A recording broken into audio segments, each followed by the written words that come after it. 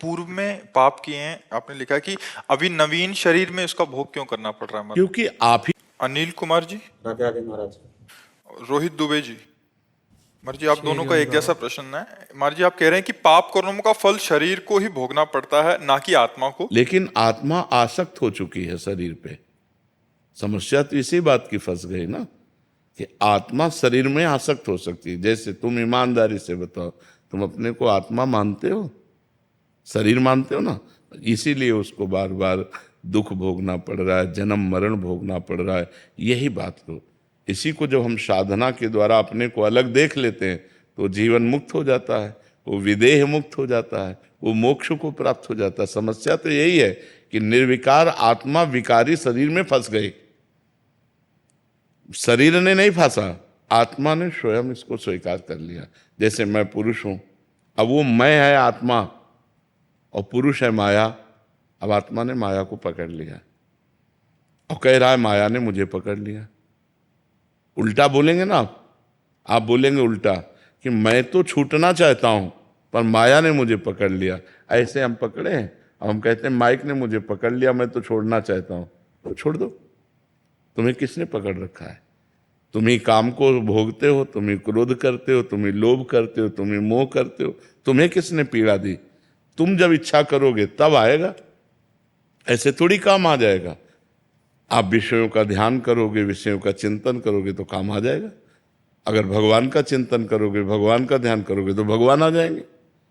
तो हमारी गलती हो गई है। इसी गलती को मिटाने के लिए हमें मानव देह मिला है। हम खूब नाम जप करें, शास्त्र स्वाध्याय करें, गंदे आचरणों का त्याग करें, पवित्र भोजन करें, समाज को सुख देने वाले कार्य करें, किसी को दुख न दें। अभी ज्ञान प्रकट होना शुरू हो जाएगा। और जैसे जैसे ज्ञान प्रकट होगा तो जैसे हम आपको अलग देखते हैं ना, ऐसे हम अपने शरीर को अलग देखते हैं। जितना दूर आप हैं उतने दूर शरीर है, हम शरीर नहीं है। ये अनुभव होता है शुद्ध ज्ञान से। वो अंदर का होगा, वो बातचीत की बात नहीं है। बातचीत के कहोगे तो उससे काम नहीं चलेगा। वो अंदर की आपकी अनुभूति होनी चाहिए। सुख दुख, लाभ हानि, जय पराजय, गर्मी सर्दी, मान अपमान सब सह गए, क्योंकि वो शरीर में हो रहे हैं, अपने में नहीं। पाप और पुण्य, कर्ता और भोक्ता, ये सब हमारी गलती से हो गया। हमने गलती से अपने को स्वीकार कर लिया शरीर। अब ये गलती ऐसे मिटने वाली नहीं कि मैं शरीर नहीं हूँ, इतने से थोड़ी निपट जाएगा। अब इसके लिए तपस्या करनी पड़ेगी, साधना करनी पड़ेगी। तो तपस्या क्या है? आए हुए काम के ताप को सह जाना, क्रोध को सह जाना, समाज के द्वारा दी हुई प्रतिकूलता को सह जाना, खूब नाम जप करना, भगवान से प्रार्थना करना कि हमें शुद्ध ज्ञान दो, तो भगवान ज्ञान दें। सोई जानई जे देहु जनाई, और जानत तुम्हें हो जाई। जिसे भगवान अनुभव करा देते हैं वो भगवत स्वरूप हो जाता है, वो साक्षात भगवान का स्वरूप हो जाता है। मर जी पूर्व में पाप किए हैं, आपने लिखा कि अभी नवीन शरीर में इसका भोग क्यों करना पड़ रहा है? क्योंकि आप ही हो ना। आत्मा तो पूर्व में भी वही थी। मान लो जैसे आप पैजामा कुर्ता पहन के हमें पीड़ा दें और पैंट शर्ट पहन के घूमें, तो जब हम रिपोर्ट करेंगे तो पिटोगे तो तुम ही ना। तुम्हारा पैंट शर्ट थोड़ी बचा लेगा। नहीं कि आप कह दो पैजामा कुर्ता वाला तो और था, नहीं, तू ही पैजामा कुर्ता पहने था। तो तू ही पूर्व जन्म में शरीर धारण करके पाप करके आया है। अब वो शरीर छूट गया, अब ये शरीर मिला, तो है तो तू ही ना, तो तुम्हें ही तो भोगना पड़ेगा। समझ पा रहे? महाराज जैसे आपके इस शरीर से तो कोई पाप बना ही नहीं आपसे। हम ये शरीर क्या है? कपड़ा। वसान से जीर्णान यथा विहाय। शास्त्र का ज्ञान होना चाहिए। ये आत्मा का कपड़ा है। आत्मा ने वो कपड़ा पहनकर पाप किया, लेकिन कपड़ा उतार कर आ गया तो भोक्ता कौन बनेगा? वही आत्मा। शरीर बदलने से तू नहीं बदल जाएगा। घाघरा चुनरी पहनकर ओढ़ करके गलत काम करो और फिर इसके बाद पैंट शर्ट पहन लो, तो जब पकड़े जाओगे तो थोड़ी गा कि हमने घाघरा चुनरी में किया था। नहीं, डंडा चलेगा। डंडा चलेगा कि नहीं चलेगा? तो उसी शरीर को सजा क्यों नहीं मिलती? इसलिए कि बहुत बड़ा हिसाब है। जैसे आप थोड़ा 5 मिनट पाप करो, इसके बाद पूरे जीवन भर सजा भोगनी पड़ेगी। तो अगर हम प्रश्न करें कि 5 मिनट पाप किया तो 5 मिनट सजा दे दो, पूरे जीवन क्यों सजा भोगनी पड़ेगी? यही इसीलिए कि पाप कर्म का फल बहुत लंबा होता है। तो अनेक जन्मों से हम पाप करते चले आ रहे हैं। तो मनुष्य जैसे ये जन्म है, अब तुम्हें छूट है।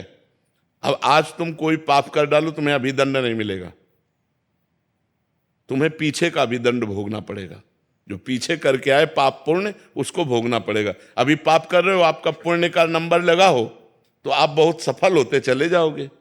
तो आपको लगेगा कि पाप कर्म कर रहा हूं, बड़े मौज से रह रहा हूं।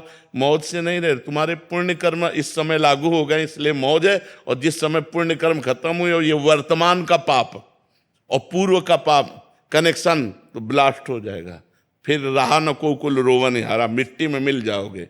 कर्म अवश्य में भोगतव्यम। अच्छा, आत्मा वही होती है, जीव शरीर बदलता रहता है, इसलिए उसको भोगना पड़ता है। महाराज दुर्घटना में सभी एक साथ क्यों मरते हैं, जैसे विमान क्रैश हो? कर्म का संयोग मिल जाता है, कर्म का संयोग मिल जाता है। जैसे हमने पूर्व जन्म में 50 लोग मिल करके एक ही पाप कर्म किए। जैसे तुम दोनों का प्रश्न एक साथ हुआ ना, क्यों हुआ? क्योंकि प्रश्न मिल गया।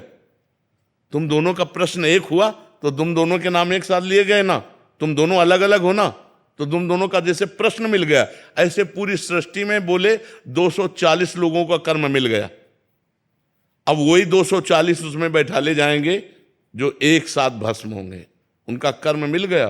और तो पूरी सृष्टि के कर्म संयोग जब मिलते हैं तो जो जहां का होता है वो आकर के वहीं में आकर के संपन्न हो जाता है। बड़ा सिस्टम विचित्र है, सरकारी सिस्टम है, क्योंकि भगवान त्रिकालज्ञ है ना, वो सब देख रहे हैं। इसलिए बहुत होश से कर्म करो, बहुत संभल संभल कर कर्म करो, पाप कर्म ना बनने पावे। मान लो 50 आदमी को एक ही जगह मरना है, अब कोई दिल्ली से आ रहा है, कोई बंबई से आ रहा है, कोई, अब वहीं 50 आके मिलेंगे, वहीं मरेंगे। ये है कर्मों का बड़ा जाल बिछा हुआ है। तो इसलिए नाम जब करो तो बढ़िया कर्म संस्कार से पवित्र होकर आनंद को प्राप्त हो,